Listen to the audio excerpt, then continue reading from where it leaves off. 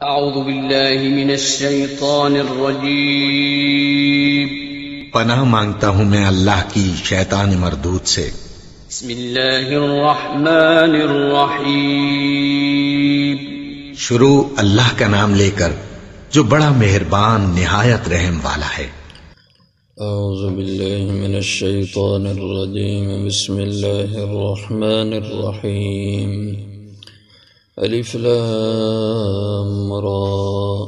تلك آیات الكتاب وقرآن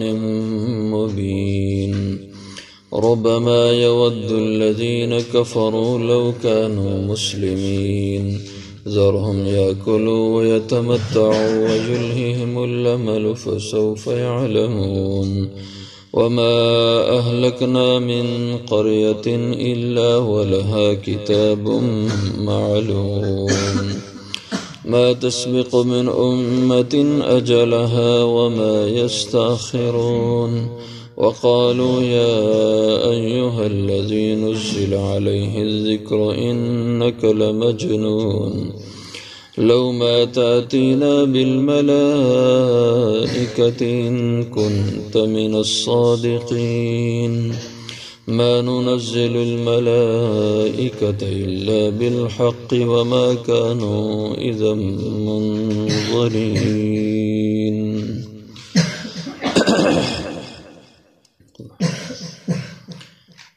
الف لام را تلک آیات الکتاب، یہ آیتیں ہیں کتاب کی، وقرآن مبین اور قرآن کی جو بیان کرنے والا ہے۔ ربما بہت دفعہ ایسا ہوگا، یود الذین کفروا کہ چاہیں گے کافر، لو کانوا مسلمین کہ کاش کہ وہ مسلمان ہوتے، ذرہم یأکلوا چھوڑ دیں آپ ان کو، یأکلوا کھائیں، ویتمتعوا اور نفع اٹھا لیں، ویلہہم الامل اور غفلت میں ڈال رکھا ہے انہیں آرزوؤں امیدوں نے، فسوف یعلمون پس ان قریب یہ جان لیں گے، وما اہلکنا اور نہیں ہلاکی ہم نے من قریۃ کوئی بھی بستی الا ولہا مگر اس کے لیے تھی کتاب معلوم ایک لکھت متعین، ما تسبق من امت اجلہا نہیں سبقت لے سکتی کوئی بھی امت جماعت اجلہا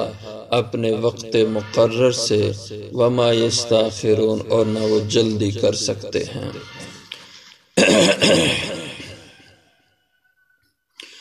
وقالوا یا ایہا الذی اور کہنے لگے اے وہ شخص، الذی وہ کہ نزل علیہ الذکر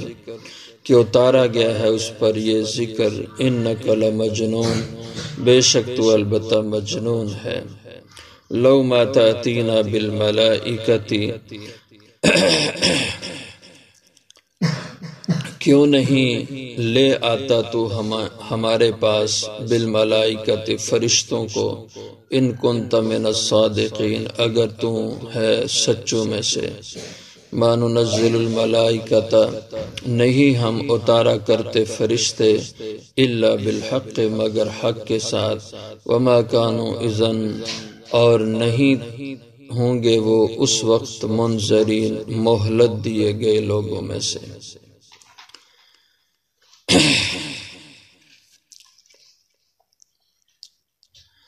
سورت کا نام حجر ہے، مکی سورت ہے۔ حجر اس لیے اس کا نام رکھا گیا کہ اس میں حجر کے علاقے کا بیان ہے۔ حجر ایک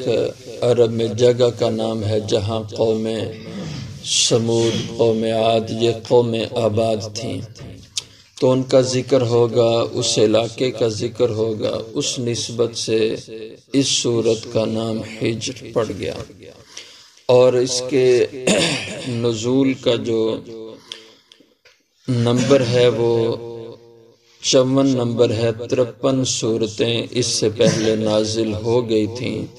یہ 54ویں نمبر پہ اس کا نزول ہوا ہے۔ الف لام را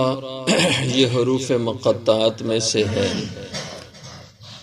حضرت ابن عباس رضی اللہ عنہ فرماتے ہیں کہ اس کے حروف یہ مخفف ہیں۔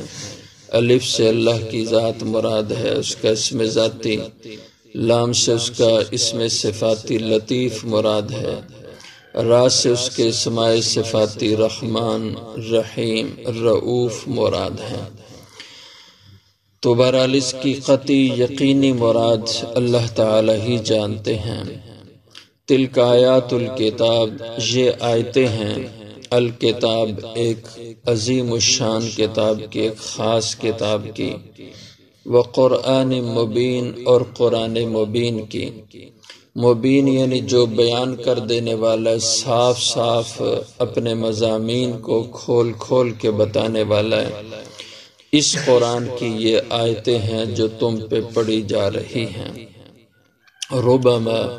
یود الذین کفروا، ربما یہ قلت کے معنی میں بھی آتا ہے اور کثرت کے معنی میں بھی آتا ہے۔ تو ربما بہت دفعہ ایسا ہوگا، اور اگر قلت کے معنی میں ہو تو یہ معنی ہوگا کبھی کبھی ایسا بھی ہوگا۔ یود الذین کفروا کہ چاہیں گے، چاہت کریں گے، خواہش کریں گے کافر لوگ، لو کانوا مسلمین کہ کاش کہ یہ مسلمان ہوتے۔ اس کے بارے میں کہ یہ کب خواہش کافروں کی ہوگی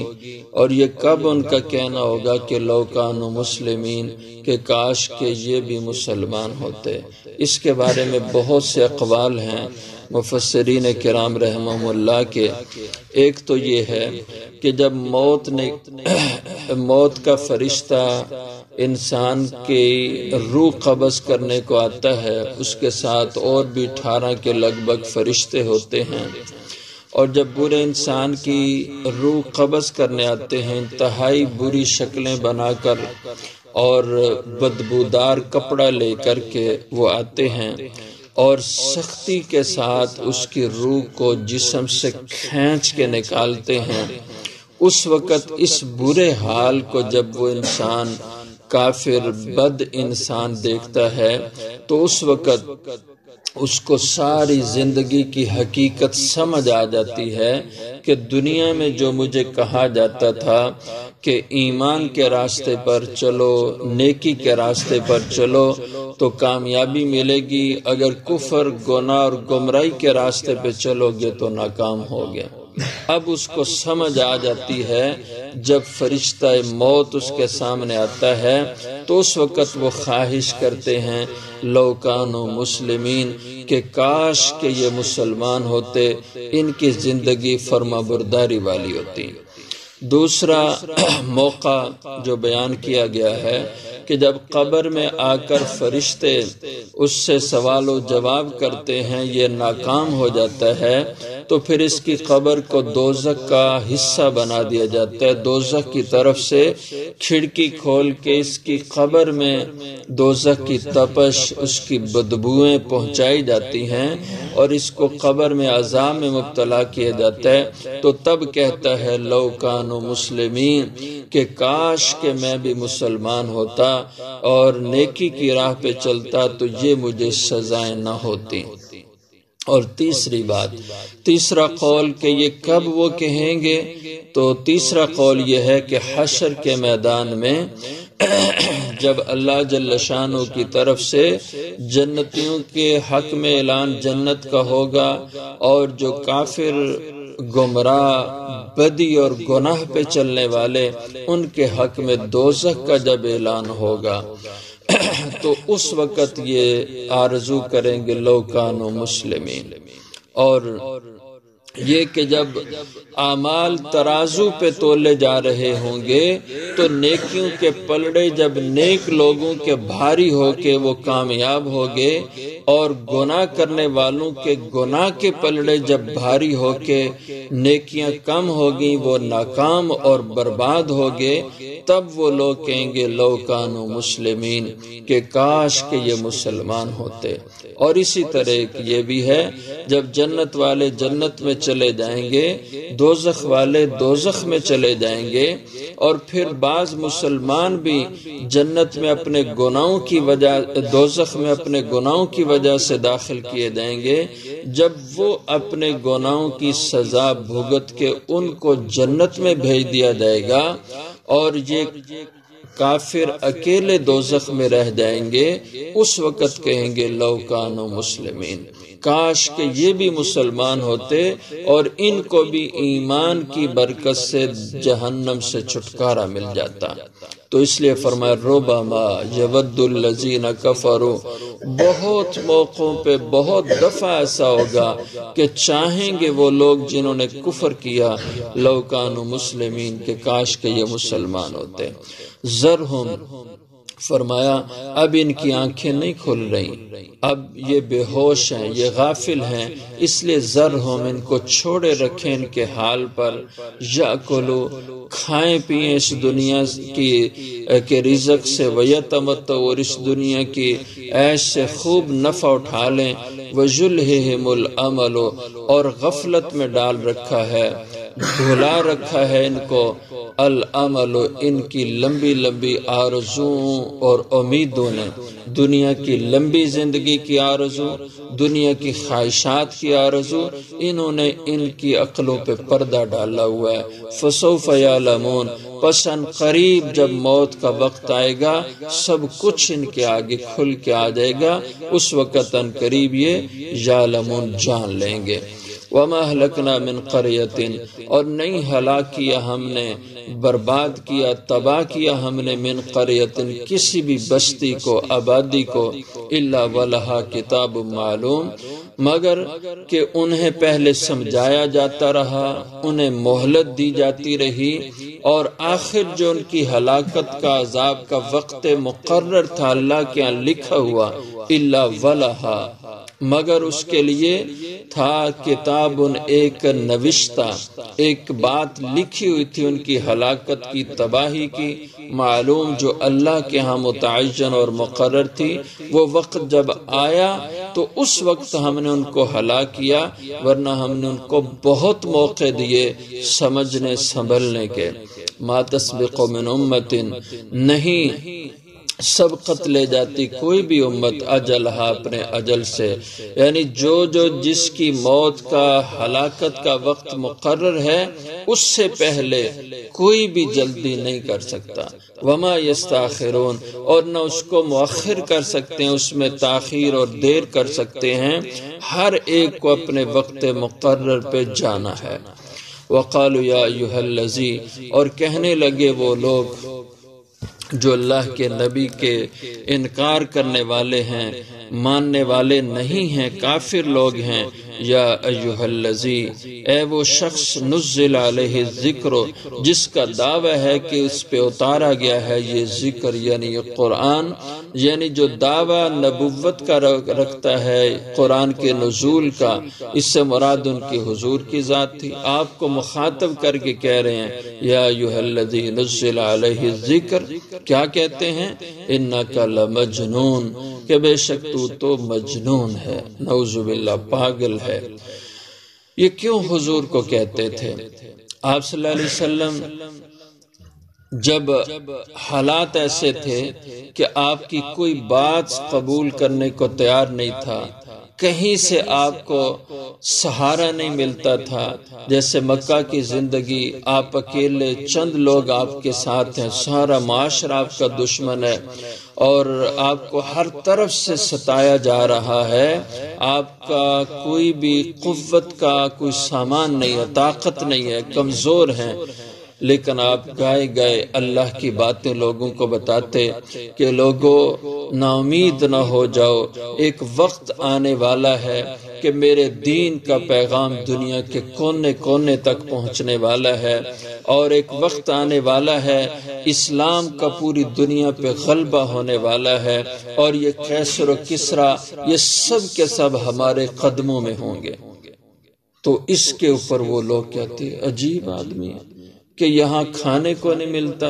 یہاں کوئی ان کا ساتھ دینے کو تیار نہیں ہے، انتہائی قسم پرسی کی زندگی میں ہے، اور خوابیں کیسر و کسرا پہ حکومت کرنے کی ہیں، اور یہ دیکھ رہے ہیں خواب کہ پوری دنیا ہمارے قدموں میں ہوگی اور پوری دنیا پہ ہماری حکومت ہوگی، تو کہتے ہیں انک لمجنون، چھوڑ دو، ان کا دماغ کام نہیں کرتا، بے شک تو البتہ مجنون ہے۔ جبکہ یہ حقیقت تھی، ایسا اللہ آپ کو دکھا رہے تھے اور ہونے والا تھا، اور حضور کی زندگی میں بھی کچھ ہوا، اور آپ کے بعد پھر خلفائے راشدین کے زمانہ میں اللہ نے وہ کر دکھایا۔ تو کہتے لو ما تاتینا بالملائکہ، چلو ہم مانتے ہیں تم سچے ہو،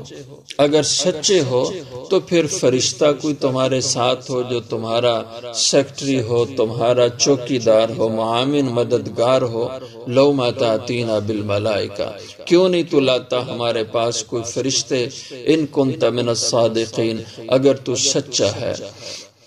تو قرآن نے کئی جگہوں پہ اس کا جواب دیا کہ اگر یہاں زمین میں فرشتے بستے ہوتے تو پھر ہم فرشتے کو ہی نبی بنا کے بھیجتے، اور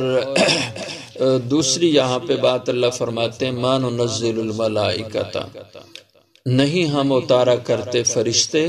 الا بالحق، مگر حق کے ساتھ۔ فرشتہ ایسے نہیں اترتا، فرشتے کے اترنے کی صورتیں یہ ہوتی ہیں، جب ہم فرشتہ بھیجتے ہیں یا تو عذاب دے کر کے بھیجتے ہیں، جب ہم نے کسی قوم کو ہلاک کرنا ہوتا ہے تب اس قوم میں ہم فرشتہ بھیجتے ہیں، یا ہم فرشتے کو اپنے نبی پہ وحی دے کے بھیجتے ہیں،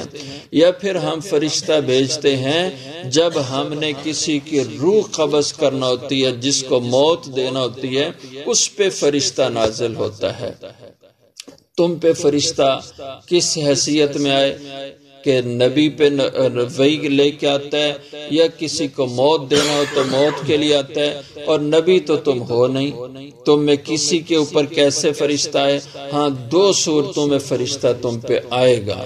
یا تمہاری روح قبض کرنے آئے گا، یا پھر خدا کا عذاب لے کر کے تم پہ آئے گا۔ تو ما ننزل الملائکۃ الا بالحق، نہیں ہم تارا کرتے فرشتوں کو مگر حق کے ساتھ۔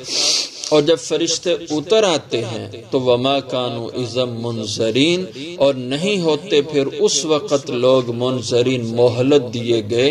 کہ اس وقت پھر ہم مہلت نہیں دیا کرتے جب ہم فرشتہ اتار دیتے ہیں۔ اس لیے فرشتے کے اترنے کا